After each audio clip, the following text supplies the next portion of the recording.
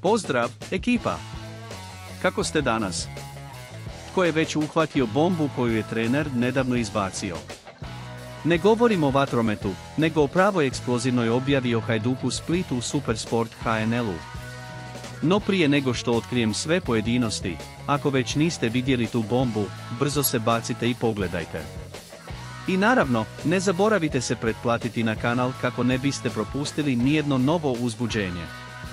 Krunoslav Rendulić, trener koji uzrokuje pravu buru, iznio je pravu bombu o Hajduku Split tijekom svog gostovanja na Gol.hr. Hajduk je u središtu pažnje, a vijesti su vrele.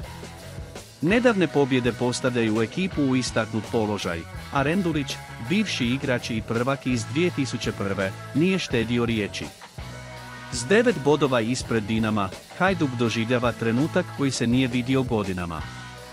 No, hoće li ta prednost opstati? Rendulić nije štedio riječi analizirajući situaciju i ostavljajući svoje prognoze za budućnost ekipe. Prema njegovim riječima, Hajduk to zaslužuje, prije svega zbog rezultata, iako su igrali jako dobro u zadnjoj utakmici protiv Varaždina. Imaju rezultat, prednost bodova također. Nije malo imati 9 bodova više od Dinama, unatoč tome što Dinamo ima 2 manja odigrana susreta, ali mora pobijediti u ta 2 susreta. Ako pobijedi, i dalje ima prednost od 3 boda.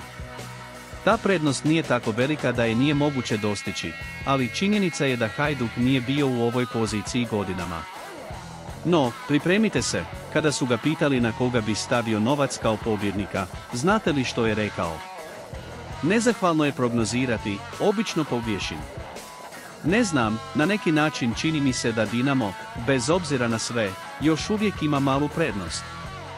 Još dobro da obično griješiš, zar ne, Rendulić? Ekipa, što mislite o ovim eksplozivnim izjavama trenera? Hajduk Split ima svu energiju, a emocije su na vrhuncu. Želim čuti vaše mišljenje u komentarima. Hoće li ta prednost opstati? Tko vjeruje u naslov? Podijelite svoje prognoze. I naravno, ako želite ostati u toku s najnovijim vijestima o Hajduku, nemojte zaboraviti pretplatiti se na kanal. Sezona se zahuktava i ne želimo da propustite ni jedan trenutak ove uzbudljive nogometne avanture. Do idućeg videa, ekipa!